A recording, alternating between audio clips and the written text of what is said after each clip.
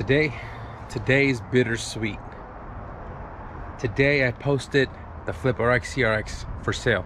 So this may be the last video of the FlipRX, guys, and this video is pretty much just a full overview of the car, kind of talk about how we got the car, what's all has been done to it, and what the buyer is going to expect when they come here and check out the car. So the last time you guys saw an update on this car, I believe we had some issues we had to address, which was the whole overheating stuff from the dyno day and all that. We got the car back, me and Leo, and we kind of dove into it a little bit and we kind of ended it there. So in between that last video to now, which was like a week ago, I've done a lot to the car, and the car now runs and drives without the overheating issue, but we kind of took a huge step backward. I kind of want to show you guys what's all been done under here before I go and talk about the car itself.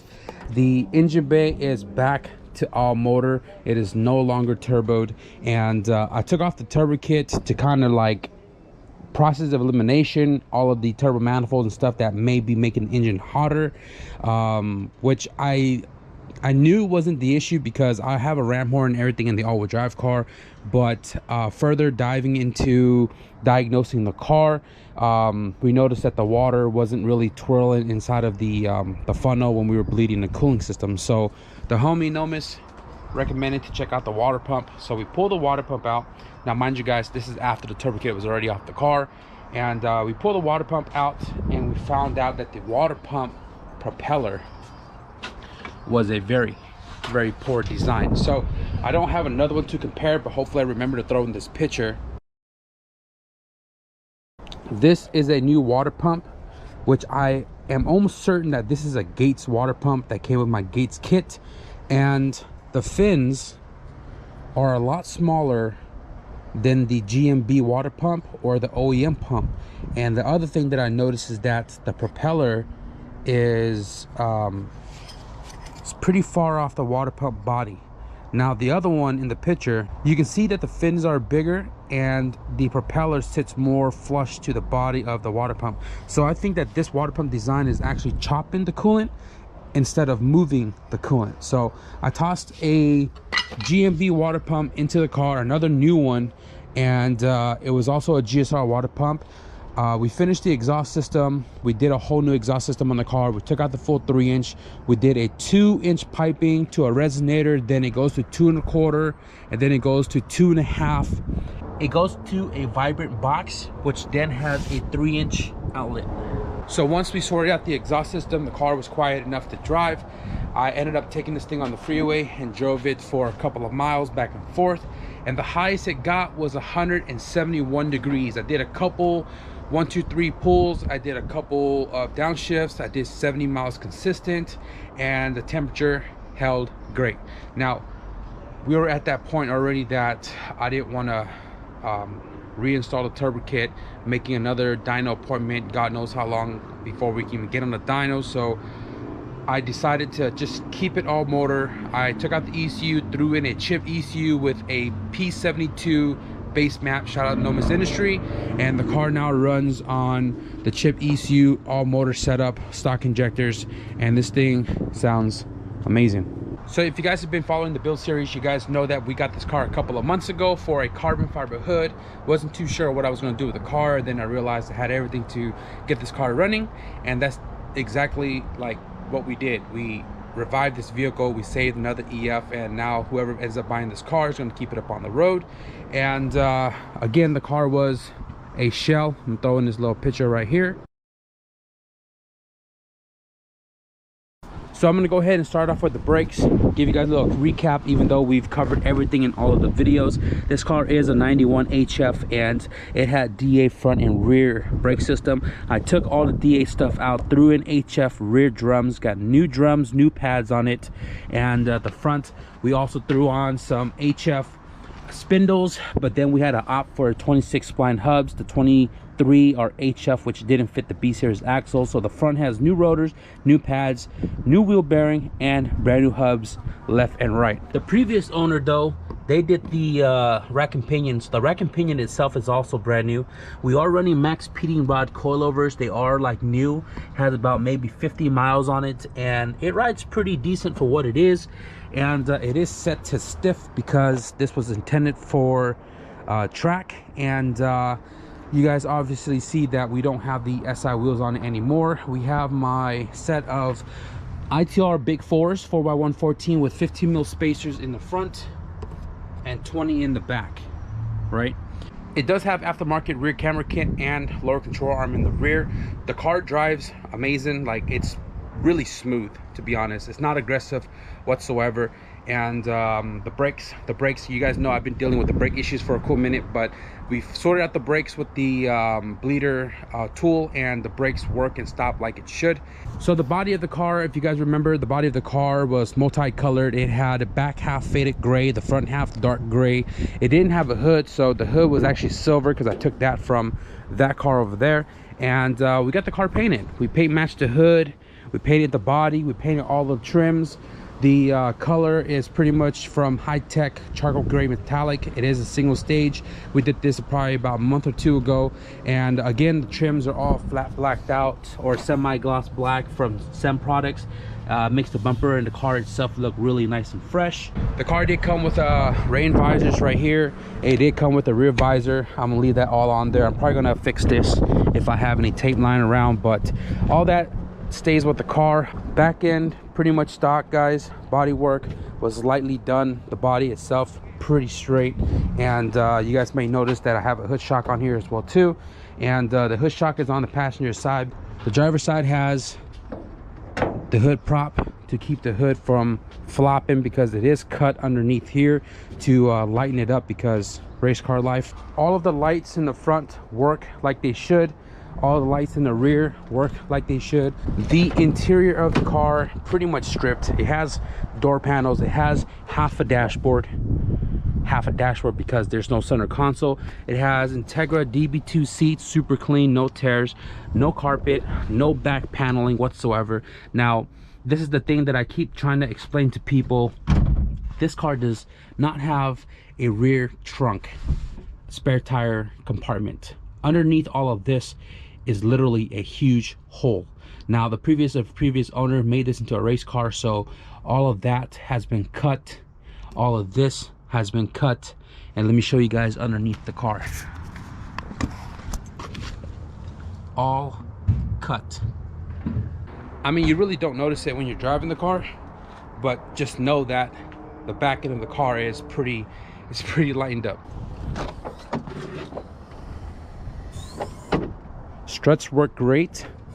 Hatch holds up on its own. I do have the wiper motor in here with the wiper arms. I didn't install that just to kind of keep the engine bay clean. Race car life, who really drives this thing in the rain unless you're crazy. I do have an aftermarket electronic water gauge right here to help me with my overheating issue, because I didn't know if this was working or not. But this cluster actually does work, and that verifies that this is reading correctly. Now, if you guys have seen the other video where we were doing 9K revs, this thing actually started working again, which is kind of weird, but it works again. Now, as far as a lot of you guys have been asking me about how this switch was ran into the car to eliminate the key cylinder. I bought the car like this. I don't know what all the previous owner did to get that to work like it should, but we don't have a key cylinder, guys, and this pretty much powers up the whole ignition system. And then we have a push start right there. The fan is wired up on its own, and this right here is for the check engine light. Now, you guys may also wonder why that red light comes on as well too. A lot of times people program the computer to use the cell light as a shift light for the rev limiter. So whoever wired that to this kind of helps illuminate when to shift. So when that light comes on, go ahead and shift the gear. Pretty cool feature, but you don't have a clock to use to know what time it is. But aside from this, I mean, everything is fully functioning inside of the car as well. All of the lights here work, all of the signals work. This would work if it's hooked up. It does have a chip P72 ECU with a P72 base map in there with some of the stuff disabled to not throw a check engine light. You guys saw when the key comes on or switch is flipped up, light comes on like it should, and no check engine light present. Let's talk a little bit about the engine. Now obviously there is a full playlist, a full build series on this car. We spoke about the engine and all that's done to it. So this engine, let's start with the bottom end. The bottom end is a JDM B18B LS I got from the junkyard. Low mileage because normally a JDM engine comes low mileage, and then it ended up being in an Integra that ended up being in the yard. The bottom end has been fully refreshed. We did all of the bearings down low, we did all of the seals down low, we did the water pump timing belt tensioner, which then is mated to a B16A2 head. So this is an LS VTEC. The head has been resurfaced, it has new valve seals, it has been valve lashed, and it has a stock intake manifold on it. It has stock OBD2 injectors in there. It does have an eBay oil line kit on here, Velcro head gasket, new valve cover gaskets, and the fuel system has been converted to -6, so it has an inline filter instead of the OE that sits in the corner. Just bolt-on stock header. It has a 2.5 intake that I built yesterday.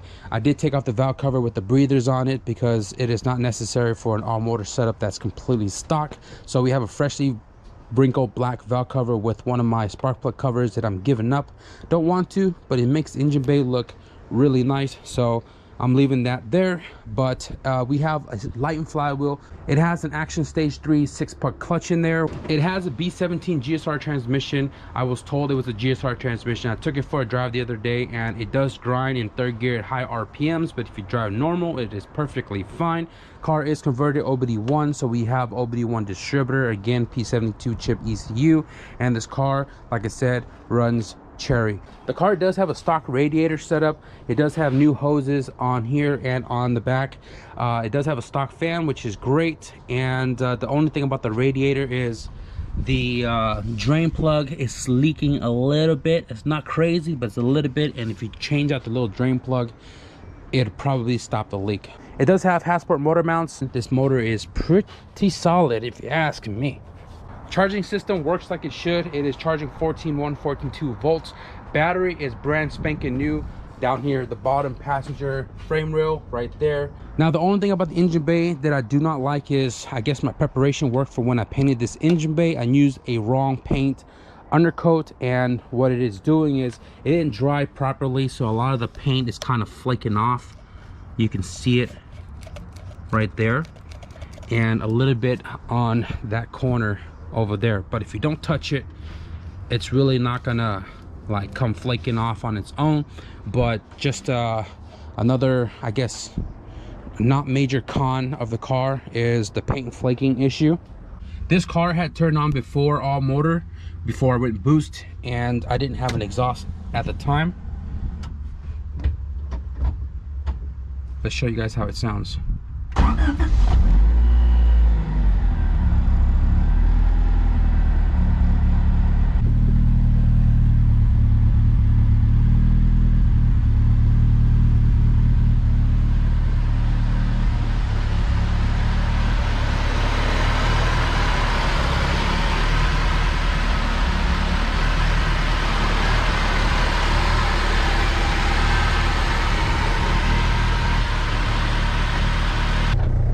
Temperature 175, fans on.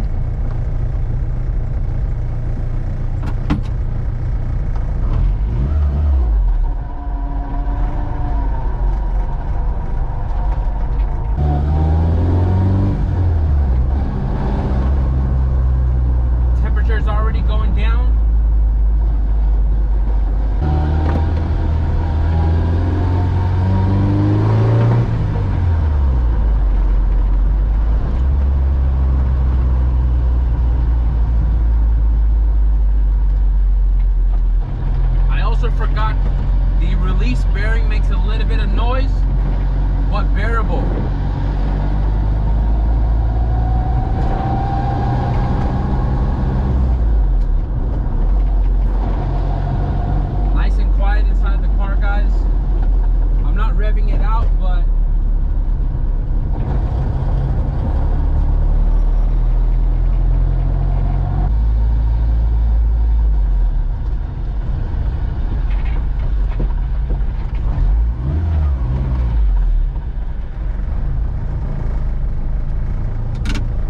That was just a drive around the block. 175, 20 degrees down. 155, it's where it's sitting. That's freaking crazy. So that's pretty much the last drive with this car, guys. I just posted up on Instagram and Facebook of this car being for sale, and it's only a matter of time before this thing goes. You guys heard the car drives great, sounds great, and it idled great, temperatures looking great. This thing is pretty much ready for the next owner. I mean, I built this car as if it was mine, and hopefully the next owner has some things they want to do to change it up a little bit and kind of make it their own. But as far as it is right now, it looks freaking amazing. It drives freaking amazing. Just like my Civic wagon I sold a couple months ago. I wish I can keep this car, but I can't. So that's pretty much going to be it for this video, guys. Bittersweet moment, but gotta do what I gotta do. Gotta keep this thing moving. And once this car goes, the next car we're gonna check off the fleet is the all-wheel drive CRX.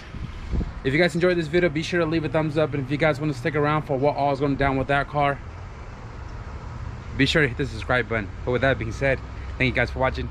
I'll see you guys in the next video. Peace.